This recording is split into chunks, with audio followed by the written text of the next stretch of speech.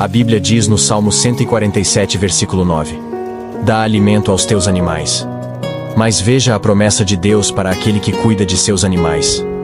Deuteronômio, capítulo 22, versículos 6 e 7, fala assim: Cuida dos teus animais.